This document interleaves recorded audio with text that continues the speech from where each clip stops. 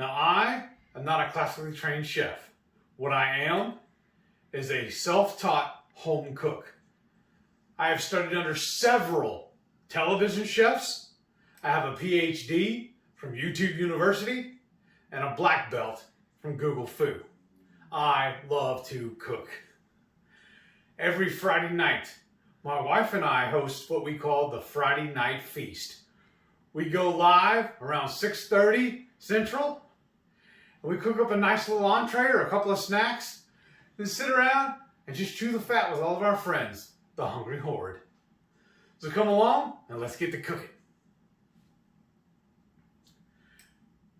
Now today, I'm going to be making kebabs. I inherited this little machine from my grandmother. It's circa 1980. It's called a Kabob-It. I'm going to load up the skewers. I'm going to use a couple of little pieces of pork butt I sliced off.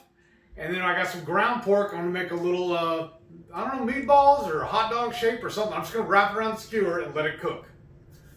So let's get to cooking.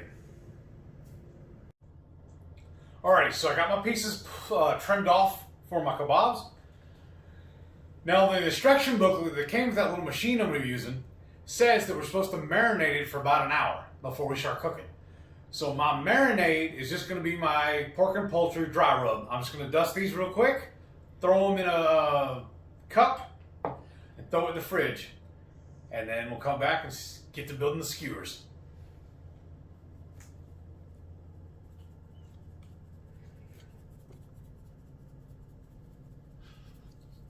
So that's good enough on that side. I'm just going to flip them over and do another little dusting. I love the way this smells. Oh, man. I don't know if y'all seen my other video. You should go watch it. The recipe for making this pork and poultry rub. I use this basically on every pork and poultry. And then I even had a coworker I gave a batch of it to. And she said she loves using it on her deviled eggs. So that's what I do now too. And that'll be pretty good. And I'll pat them dry, or pat them and get them kind of mixed up in my hand. And then I'll put them in a cup. Throw them in the fridge. I'll see y'all in about an hour. So for the ground pork portion of the kebabs I'm going to be making, I'm going to lightly dust them with a little cumin. And then this Redmond's seasoned salt. So I'm going to get this all seasoned up. I'm going to let it marinate for about an hour. And we'll be right back. Oh, it smells so good. I love the smell of cumin. I don't know what it is. I guess it's because I'm from Texas and I eat so much Tex-Mex. Oh yeah, this stuff too. I have not had any of the Redmond's product that was not good. So I'm just turning this over. I'm going to try and get as much of this seasoned as I can. But I don't want to go crazy either. So to load everything up on our little Kabob-It, look, we still have the original idea book. Here's one thing I love in this book that you just never see anymore. Where'd it go? So cute. I love all the old pictures. Isn't that cute? Let's see. There we go. Oh, helpful hints. Right here. Get this on here. So right here it says, don't forget you could get extras by using the order form at the back of the book. Isn't that adorable? Because now, you know, there's never any order forms in a book anymore. And then she still has the order form. And look at the prices on these.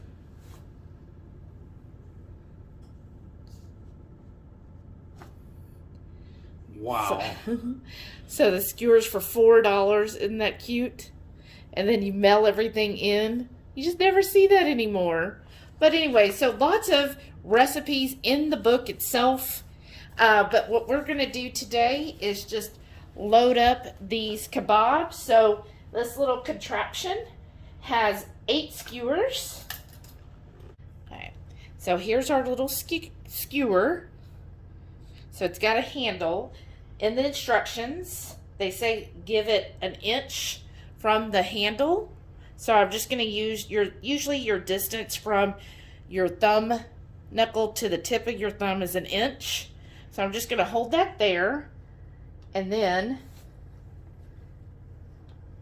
I'm going to start with skewering this meat here. Put that there. And of course they gave, instructions where you could put vegetables in it. And we thought about, we might do some mushrooms. Of course, be careful that you don't stab yourself. Mushrooms or, onions or bell peppers if you want. So that's 3 pieces. Then you get this tip, and you're going to push it into the tip, and then it stabs into here, and it should kind of click in. So let's do a couple more on these chunks of the pork. So again, do my little inch there. But in the recipe book, it gave like little snacks that you could do. Of course, entrees and even desserts. And I was like, well, that's some neat ideas in there. At least kind of gets my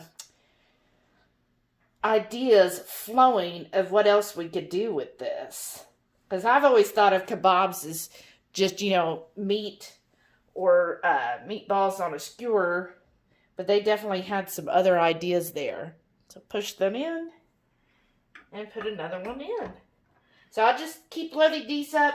I've got 8 skewers in all. So I'll probably do 4 with the chunk meat. And then I'll do 4 with the ground.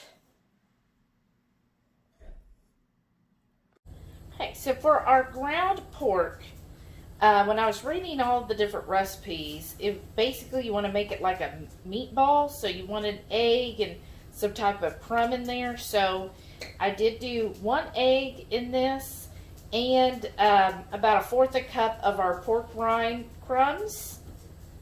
And so I've got this pretty much kind of more together, more clumped or whatever. And I'm going to put the skewer through. There, that's staying together pretty well. I'm just going to form it just a little more. Then I'm going to take this part. I don't know. We're going to see how this ground part does.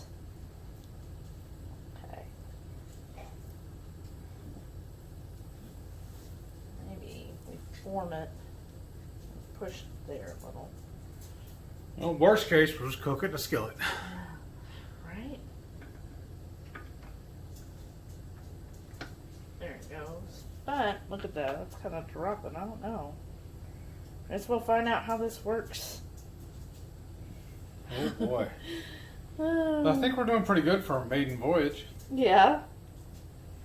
Okay, so I'm just going to keep filling these skewers. Putting about 4 ounces on each one of this meat. And just kind of forming them into long logs. Or do you think I should try them into like meatballs? Try a meatball. Let's see what happens. Do one or I mean, that one you already put on is a giant meatball. Well, yeah. Looks like Mr. Hanky. Oh, gosh. Okay, maybe we'll try another one with just meatballs. Let's do that. Trying to keep one hand clean. Mostly clean. Because, see, it's all over my hand here. And this is ground pork, so it's probably a little fattier than... Well, it said it's only 80-20, so it's not any fattier than the hamburger that we generally get. Okay, we're going to try doing like 4 meatballs on this one. Thank you. See how this goes.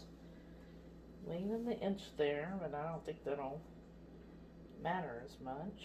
Maybe next time we go ahead and get some bell peppers. Yeah, that's what they were saying. And just put it on the bottom. Even if we don't eat them, those will be sacrificial spacers. Right? That's true.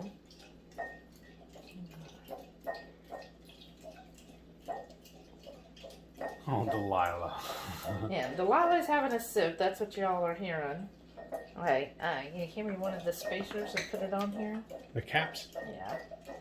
Oh! Oh! Okay. You lost the ball. Push. Did you push it hard? Yeah. There. So, we got all our skewers here. We're going to see how the ground works. They said put the lid on after you've skewered it. Oops. There it goes. And then you just turn it on. Yeah, that's on. And it does have a little drip tray.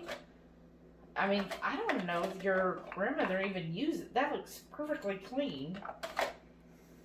Of course, I cleaned everything first. Oh, they are turning, see? No, I can't see it from where I'm at right now. Yeah, they're spinning. Okay. Wow. So I was wondering about that. Yeah. So we'll see how this goes. As you can see, the ground just is kind of sinking there. But so far, I like the chunk meat, the ground meat. Even though they gave a lot of recipes using ground meat, I don't know. We'll see how this ends up at the end. Because it says on the bottom of the skewer you want to leave an inch. No, at the top, baby. Oh, I'm sorry. Because, I thought it said see, on both ends. My bad. No, the heat won't get to the top. Okay. Oh, I see. That makes sense. So, but it is spinning. Slowly spinning there. That's cute. I mean, I like it. I like the concept. So they said for this meat to run it for about 23 to 25 minutes. So we'll set a timer and probably check on it, at the 23-minute mark and just see how everything is going and, what we have left here.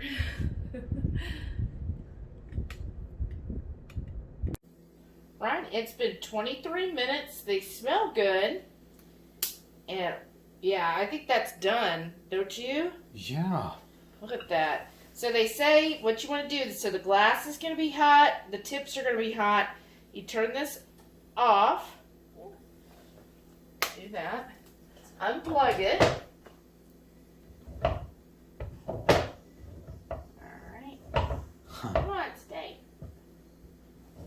Alright, it's not staying. And then you take each of the skewers, pull them out,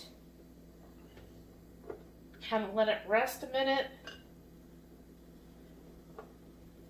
Look at all of those, all the pork butt pieces. Okay, here's the real test. Here's the ground. It looks good. Yeah. What do you think? It looks tasty. Yeah. Now they said you can pull the glass off. Just do it with a hot pad or a, like we have my gloves. And you can see all of the drippings down at the bottom here. But there's all of these, and then, wow, there's a lot of, I don't know if you could see all of the juices down there. Oh, yeah. See all of that? So, this does lift off. And what I'll probably do is lift it up and pour it over our food so that then we can, have that. Oh, yeah. Look at all the fat down in there. Oh, nice. That's nice. All right, we'll get this plated up and then we'll give a couple tastes. And then I'm getting another piece of it. A little bit of that garlic and herb goat cheese from our favorite local Dapper Goat Dairy. Oh, I love So Dapper good. Goat. So good. I'm going to try some of the ground. So, I was really hesitant. I didn't know how this would turn out with the ground beef, but it actually stayed pretty much on the Wasn't that ground skewer. pork? Yeah, ground pork. It didn't fall all over the place. It stayed on the skewer. And I don't know if you can tell, it's a little bitty hole. Uh-huh. That's awesome. Yeah. Get you a piece. Get you a bite with the goat cheese on it. Though. Well, That's yeah, really that's good my too. favorite. But I wanted to taste the ground pork. Mm-hmm. Definitely taste the cumin in it. And of course the seasoned salt has a real good flavor to it. Mm-hmm. Oh man. I don't know if they can That's see good. that. Look how good that's cooked. Yeah, it's like Perfect. perfect. The timer on that is amazing. Yeah, that was just right on par. I'm gonna just use a little bit. So I'm kind of addicted to his barbecue sauce here. Mm-hmm. Good stuff. And then we got our salt, pepper, and garlic seasoning. I'm just gonna put a little bit of that. I have a couple fried eggs here. Put that on my fried eggs. And of course, I'm having a Dr. Zevia. So let me try another piece with your barbecue sauce. That's really good. I just wonder how that would work if we basted it with the sauce while it was cooking. I don't know if it I don't know works or how you not. would get in there. We have to lift the cover. Oh, they say not to do that while it's cooking. Oh, okay, then. That helps when you read the instructions, folks. That's what I did. That's why I always stick with her. This is amazing, though. This is really good. And if you try a little kebab dish, or maybe you have a new kebab maker, or how do you do kebabs?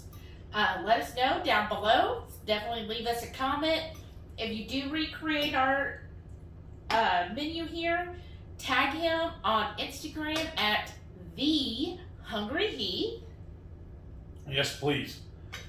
I had to use that name because somebody else has a Hungry Heath out there, but I never see them really posting anything.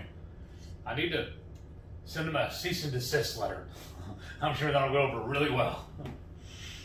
But make sure y'all do me a favor. Click on that subscribe button so every time we make something experimental like this, y'all know about it. Smash that thumbs up. Leave us a comment. Let us know if you end up making this. We love talking with y'all. And make sure also y'all tune in every Friday night at 6:30 Central when we do the Friday night feast. Yeah. We'll sit around and just shoot the breeze with you.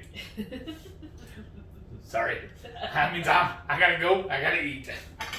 Thanks, everybody. Have a good one.